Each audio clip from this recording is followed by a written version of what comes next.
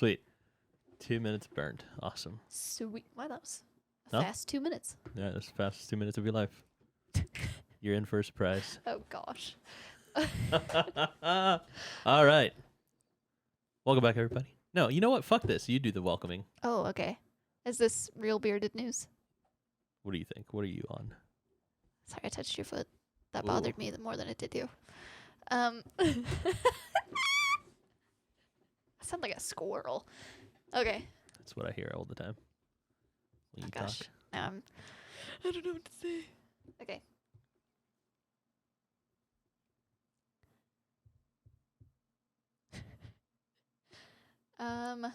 Okay.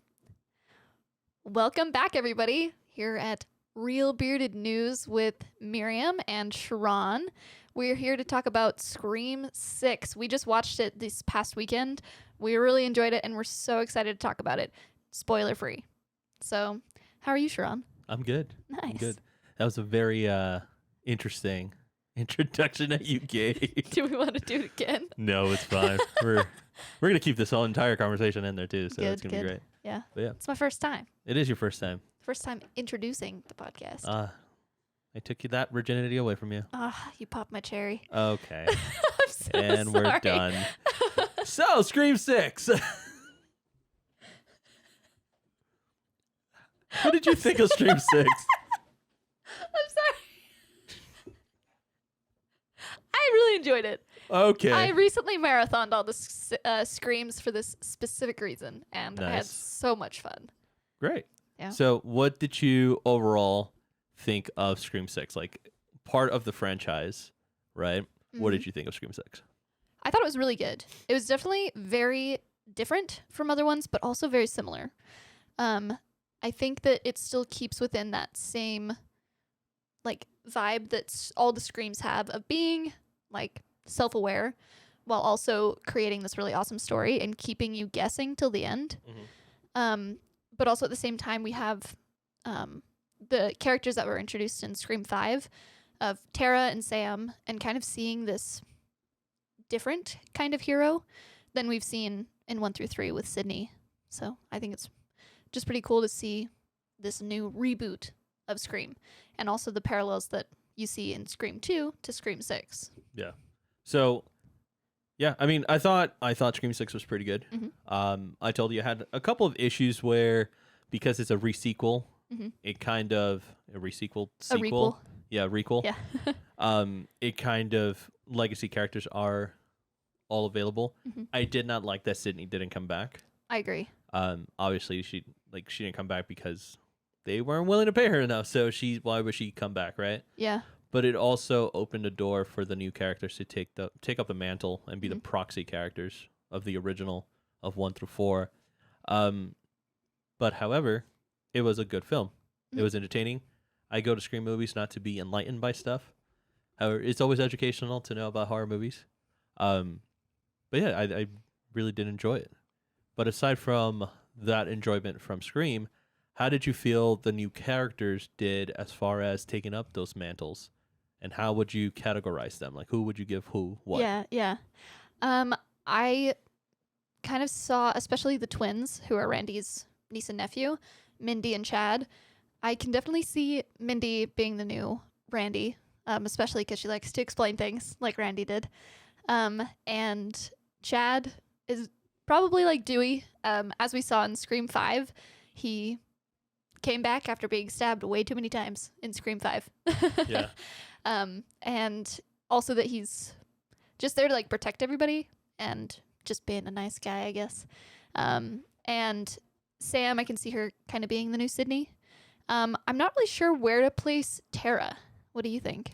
I think, here's the thing. Initially, I thought of Tara as a new Gale, right? So like that you have Sam as Sydney, Tara as Gale, Chad as Dewey, and Mindy as Randy, which if we put Mindy as Randy, that means that she's going to die at some point.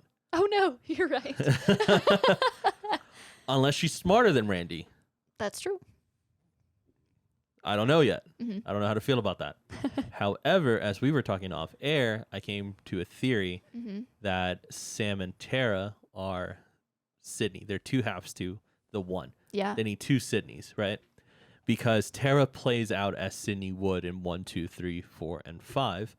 And then Sam plays what Sydney could have been, either if she chose to take up the mantle of Ghostface, or if she would have just been like too broken of a psyche after all of her trauma, seeing all of her boyfriends stabbed. Yeah. If you haven't watched Scream by this time, then that's your problem. I am not sorry about it. All her boyfriends die. So that could have been that. So I don't know. It'd be interesting. So that's how I would categorize them. But I would put Mindy as Randy, and I would put Chad as Dewey based on what we've seen on 5. Yeah. And so. Yeah, I think that's really, really cool to see, especially because I think in 3 and 4, Sydney really focuses on like moving on, trying to get past Ghostface, trying not to live in fear. And so seeing how Sydney could have been if instead of just trying to get away, escape, trying to forget about Ghostface, we could have seen how she like really could have experienced that pain and trauma, and just kind of seeing the two different ways that it affects people, you know? Right. Now, the way that 6 is structured, do you think it's fair to compare it to the way 6 and 5 is structured, to be fair? Do you think it's fair to compare it to 1, 2, 3, and 4? I think it totally is. Maybe Okay. not 4, because I feel like 4 is one that was just kind of in the middle that didn't really relate to other stuff, even though it was still good. Because in 1, we see these people who like saw the killers from 1 and like wanted to get in a way like revenge for things that had happened, and just we're also kind of just obsessed with the stab films, which we can see in Scream 1 with Stu and Billy killing Sydney's mom and then also killing everybody else. And they also were just really interested in the horror movies and were kind of obsessive when it came to like that kind of media, which we saw in Scream 5. And then in Scream 6, we get to see some other things come into play that kind of mirror Scream 2. Okay. So I think 5 and 6 are unique within their own right, while still keeping the formula that the Scream franchise, the initial Scream franchise, kept. So I do enjoy that very much because it, like I said, Scream is one of those movies that you go watch to get entertained, which is weird to say because you're watching people die. But it's one of those things that you're like, I'm here to turn off my brain and just watch someone get murdered and come up with some crazy ass idea as to why they have to kill this one specific person. So I think within that scope, Scream 6 falls beautifully into the franchise, into the original franchise. Yeah. So does Scream 5. It's interesting. If you guys didn't watch Scream 5, I'm so not sorry. It's interesting how they're playing though with the concept of Billy having a daughter outside of, because he cheated on Sydney at one point. It's just interesting how they're playing with that and how her psyche is part of Billy Loomis and how that's going to affect. So they're toying with some stuff, which would be interesting to see moving forward if they continue, right? So we have 4 Screams of the original. Are we going to get 4 new Screams? Which would be interesting to see how that plays out with her psyche. Because in 5, we see how it's going for her. In 6, we see how she's trying to move on from it, but not really. So it's interesting to see that. Do you think they're going to play around with that if they go to 4 movies? I really hope they do. Because in the end of Scream 5 into Scream 6, you can really see how it's affecting Sam. And I would really love to see how that affects her in the next few films, because we saw Sydney kind of work harder and harder to try and get out of the realm of Ghostface. But I wonder if Sam is going to try harder to become more like Ghostface as opposed to not like Ghostface, because I feel like they're kind of going in 2 separate directions, but like along the same path, Interesting, yeah. So, yeah. I also find it really interesting because we were talking about kind of the format of Scream, because it's usually like we see Ghostface kill somebody at the beginning of the movie, Mhm. and then it kind of leaves you guessing the rest of the movie until the big reveal at the end. Right. But Scream 6 starts off a little bit different than ones you've seen, Right. and kind of throws you a little bit. At least for me, when I was in the theater, I was like, "Oh, this is a little bit different than Screams I've seen." Yeah. And then it changes up, or more like it goes back to It how goes you back to what you expect know. it to be. Yeah. You know, so it's like they toyed around with the viewers, thinking that, oh, this is gonna be like they're going on a different direction. Like, is this good, or do we want like that same Scream formula that we love? Right. And so to see like how it might have been different, and then it goes back to what we want. You know? Yeah. I was telling you that I miss the openings, the stab openings, Mm-hmm. because every single movie has started off with a fake out. And then 6 toys with the fake out in a very different way. Yeah, you're right. Yeah. So it's still a fake out, and I was like, "Oh, that's interesting. So are we going to be watching their journey of XYZ?" Mm-hmm. But then it was like, "Oh no, we're going back to the original." It was still a fake out, even though it wasn't a stab opening, Yeah, that's which true. was pretty cool. Yeah. So I like that, That is pretty clever. but I do miss my stab openings. 'Cause Yeah. they're always like they just got more ridiculous. Uh-huh. Because I think at one point we had a stab opening within a stab opening. Yeah, within a stab opening. Yeah. And I was like, okay, cool. And which I thought was stupid. Like, it was stupid at the time, but I'm like, I really enjoyed that Yeah. now. Mm-hmm. So we spoke a lot about new characters Mm-hmm. and who do we think their proxies are, Yeah. right? Or who they proxy to, I should say. How do they fit within the new Scream universe? Like, do you think they're a good fit? Like, the people they have chosen versus the people that we had originally, like these legacy characters? Do you think they fit out? I think they do fit really well. I think it's really interesting how they are kind of playing with maybe age and not so much gender. I mean, there's a bit because the new Randy is female and the new Dewey is male, but like I think it's cool to kind of see what the different age groups are as we come to like talk about like the new Sydney is seen in the older sister and the younger sister, which we haven't seen before. And then we have Dewey and Randy, who are twins, so they're the same age group. And I think that kind of changes the vibe of that a little bit, of them like taking on different roles, but also kind of experiencing life in a different way. Yeah. You know? I think it definitely shows also how like the new characters are more relatable to the, new roaring 20s, right? Uh-huh. Versus the old legacy characters were very 90s based. Totally. So it's like the evolution of what horror movies are, the evolution of what moving forward is. They're not holding on to this old concept where Dewey is going to be the ever-loving cop that's going to survive every single time and then come back. He's going to be 90, still coming back. Like, Dewey died. Yeah. He's never coming back. He died. Which I think was nice, And although I hate the idea of legacy characters dying because they were what built the franchise, Mm-hmm. it's nice to see that they are passing these torches. And these characters are doing very, very well.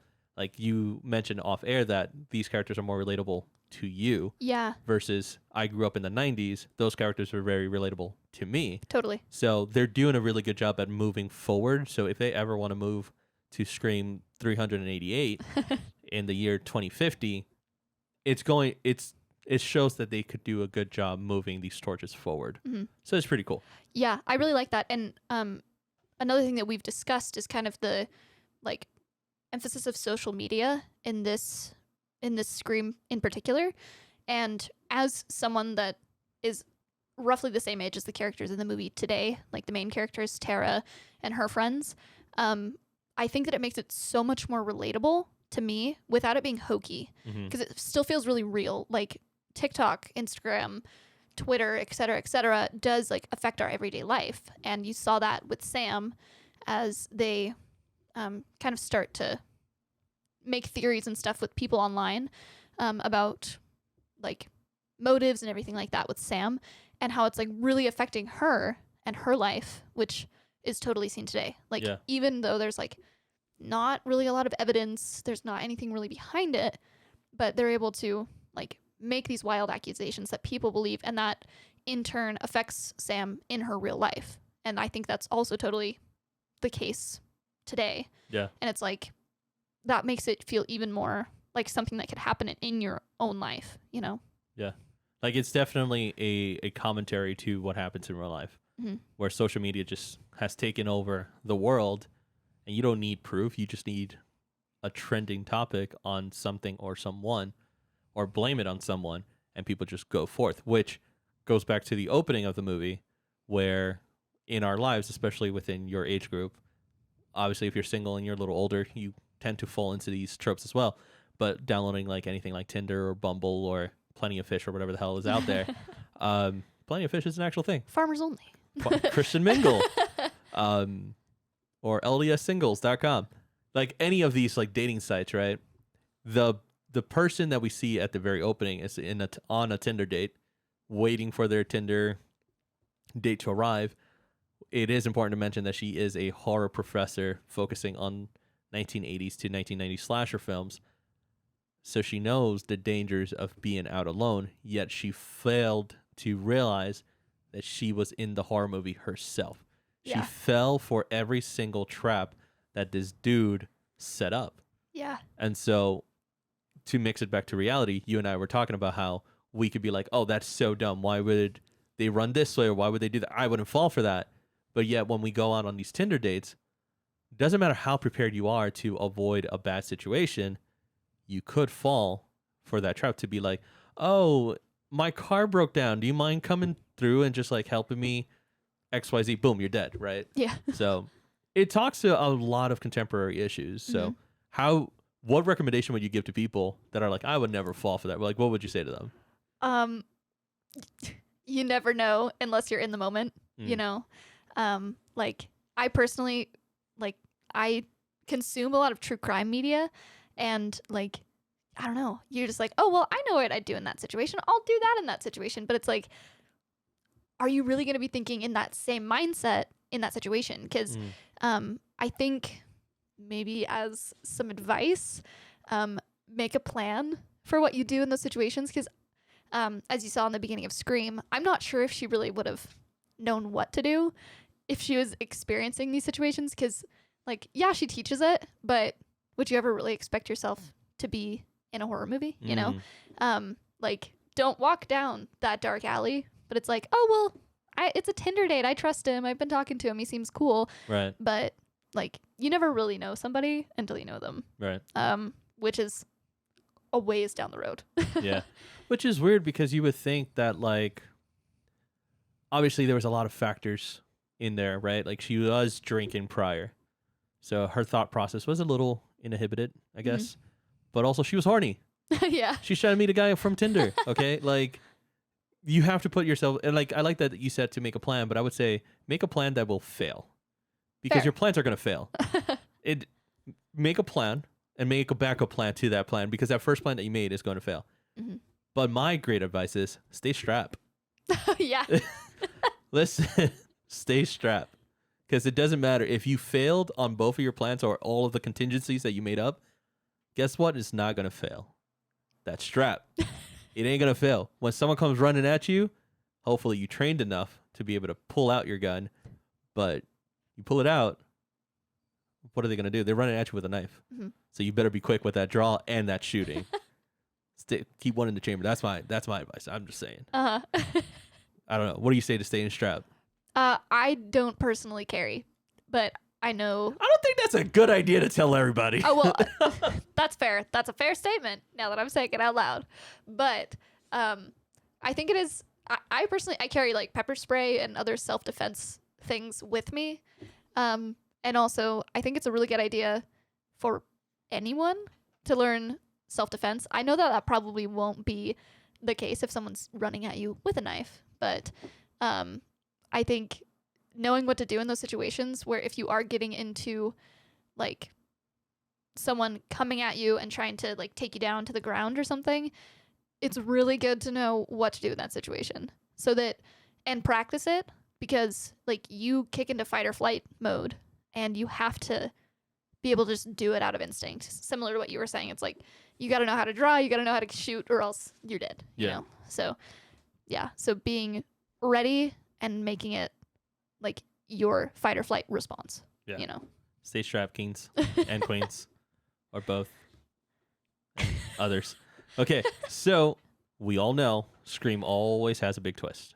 That is the epitome of Scream. Do you think that trope is getting old, or do you think that it's still working for it? I personally think it's still working for it.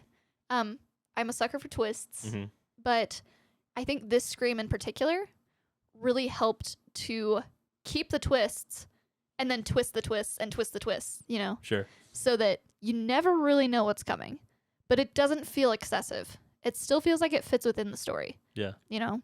So I think they do a good job of keeping you on your toes while also like pushing it in your face that this is the answer. Right. Like, we also discussed like off air that like, especially this Scream and other Screams that have come before, they've literally said who the killer is while also giving so many red herrings. So it's like, yeah, they definitely discussed who the killer could have been and potentially their motive or what they wanted to do or why they did what they did, while also giving you so many other motives that may or may not be true. Right. You know? Right. No, I love the red herrings from Scream because I'm such an analytical person. So when I go into the movie theater and I'm watching a movie, I am judging it.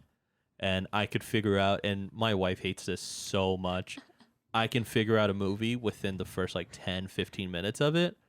And then when we get to it, like while she's still going through like the ups and downs of the movie, I already know it. So I'm like, whatever. And then when we get to the conclusion, she's like, how do you do that? Like, does that not bother you that you know a movie? I'm like, no, because I still enjoy the journey. Like for me, it's the journey, not the ending. So with Scream, I enjoy it because I could almost figure it out. And then they present another really good piece of information. I'm like, oh, I didn't consider that. So maybe I was wrong. And then I'm doubting myself. Like a lot of movies don't make me doubt myself. So the fact that Scream is still able to do this after so many years, I love that. Yeah. So I'm okay with the tropes. I'm okay with the cliches. They are still working. They're cliches for a reason. I agree. And so keep doing a good job. Yeah. Yeah. I love it. Yeah, I think also it's kind of similar for me and my fiance. When we watch something together, it's like we my fiance didn't watch the Screams with us, but I kind of gave him some summaries, and then I explained to him also what Scream was about, and he guessed it within like the first like 5 minutes of me talking to him.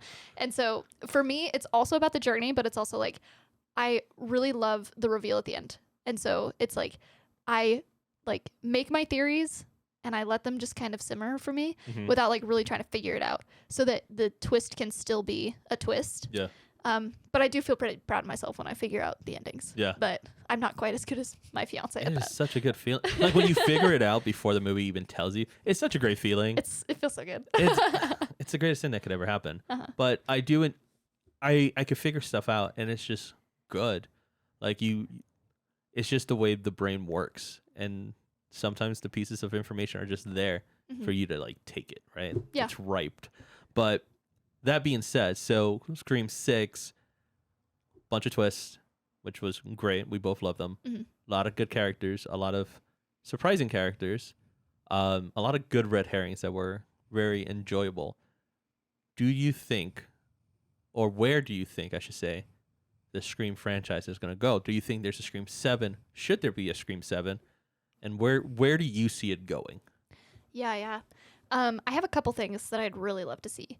As we already discussed, Sydney kind of like ran away from Ghostface and continues to do so, as we see in Scream 6. But Sam, who's kind of become a bit like Sydney, she's almost going towards Ghostface and like experiencing like those urges that Ghostface does, but deciding against them in whatever situations. But I would be really interested to see Sam go towards Ghostface more and still being the hero, but like almost like an anti-hero, you know? I also would really love to see Stu Macher come back because we're not sure if he's dead, because of various reasons. and the killer always comes back. And Stu Macher never did, you know? So he could still be out there. I would really be interested to see either a showdown between Sam and Stu, because Sam is basically like Billy too. Mhm. So it's Loomis versus Macher instead of Loomis and Macher together. Right.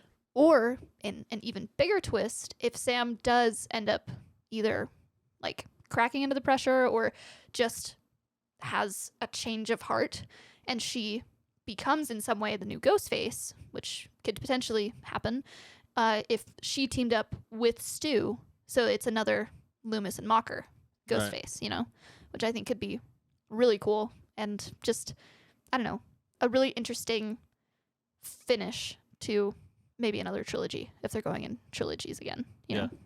I think Scream 6 ended in a great way. However, no others, like, there's never been a Scream that ends without a conclusion, right? So obviously Scream 6 ends with a conclusion, and then they come out with, let me bring out this other Scream, right? I would be down for Stu to come back. Mm-hmm. I'd be okay with that. Scream 6, not much of a spoiler, but Scream 6 did mention a lot of Stu. And they did implement or plant a lot of doubt if Stu was dead, which was really nice. I did enjoy that. But it would be cool if it's not necessarily Stu that comes back, but a child of Stu, the same way that we have a child of Billy. So either those two could team up, right? Like Sam completely breaks down and is continuously having nightmares until she isn't consciously killing people. Mm-hmm. So she dons the Ghostface mask, is killing people, but she's not realizing it, right? So her psyche completely breaks, and she's always sleeping when this happens. Mm. And then she realizes, oh, I am the killer. But then there's another killer, which is Stu's kid, which would be cool if it was a dude instead of another female. That would be nice, yeah. So that would be great. Or you have Stu's kid come back and want revenge because his dad is not getting enough recognition as the serial killer of the first Scream, and then they have beef and he's trying to kill her, or she's trying to kill her because all the attention goes to her now, which is a Loomis, and everybody knows that she's a Loomis. So now the Loomis name is famous again instead of the Macher name. So he or she wants that fame for themselves, and then is able to kill Sam, but also dies by Tara, which is the Sydney of the movie. And so we don't have Billy and Sydney. We just have Sydney, and that will work out. Yeah. So that would be my Scream 7, and then Scream 8 comes out, and it's, I don't know, that person's mom comes back and tries to kill Tara for killing her son, which was crazy. Uh-huh. And then boom, we have our 4 movies. That would be my Scream 7 and 8. Yeah, I think that your theory for Scream 6 is totally plausible because it mirrors Scream 3 really well with A child. Yeah, with the child getting the recognition when they think that they deserve it. Right. And so I think that a Macher child coming back could totally work within the kind of the Scream outline. Yeah. Yeah. And instead of having in Scream 8 having the mother of this Macher child coming to kill the new Sydneys, it could be Stu coming back in 8 for revenge for killing their kid. So that's how you bring Stu back. You don't bring Stu in 7, you bring him back in 8. Nice. And that could be nice. And you don't have any type of foreshadowing or anything like that. You just have him come back in 8, killing. And he could be, once again, because in 3 we had a single Ghostface wearer. He could be the single Ghostface wearer. Because you've always had 2, except for 3. So in 8, so that people are not suspecting 7 to have a single, you could have him be that. Or you could have the single be there. I don't know. I don't care. But that would be the perfect 7, 8. And then you finish the franchise. Because everyone from the past is dead. So that means Gail dies, Sydney dies somehow, dies off screen if she doesn't come back. Yeah. And then you have all the new people survive. And that's it. Or they have all of them die. I don't care. Either way. I actually heard, and this is just because of what you said, that the writers were talking about killing Sydney off instead of bringing her back. So they'd bring her back and kill her off. But Sydney had said, well, the actress for Sydney, she said I was close with Wes. He said that Sydney can never die. And so I wonder if they'd ever actually kill Sydney if they would like keep up with Wes Craven's wishes, you know. Interesting. Well, guess what? Wes Craven ain't there. Just Too saying. bad. Yeah, exactly. Too bad, so sad. We've come to the conclusion of discussing Scream 6. What would you rate Scream 6 and why? Ooh. In comparison to other movies or in comparison to the other Screams? Yep, Scream 6, our rating. Do Okay. you Oh, watch yeah, it in the yeah, movie theaters? Do you wait for it to come out streaming? Do you wait for it to come out in rentals? Should they go watch it on $5 Tuesday, or should they pay full price? Or should you just skip it?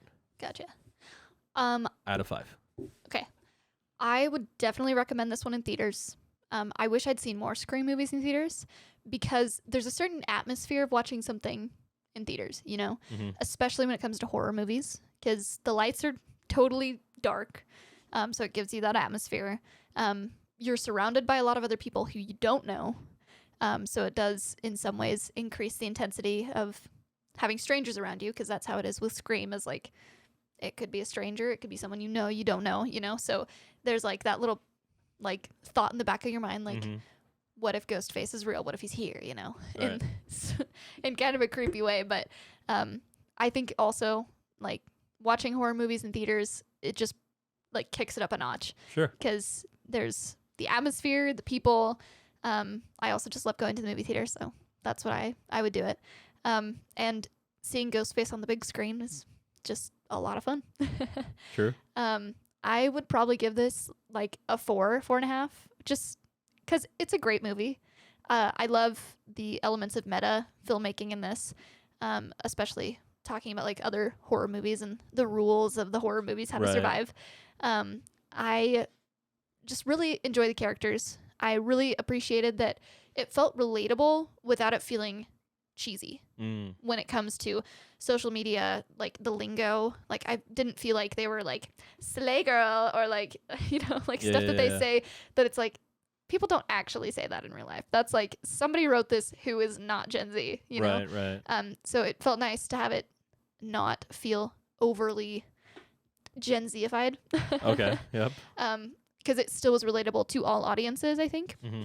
And yeah, I think it's fun to see the unveiling of Ghostface on unveiling of Ghostface on the big screen. And yeah, and I just really enjoy Scream, and I'm just on a Scream kick right now. I want there to be more right now.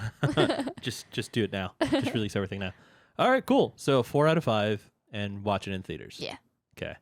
I would rate this a 3 out of 5 because it's a good movie. It's entertaining, but it's a movie that it's entertaining.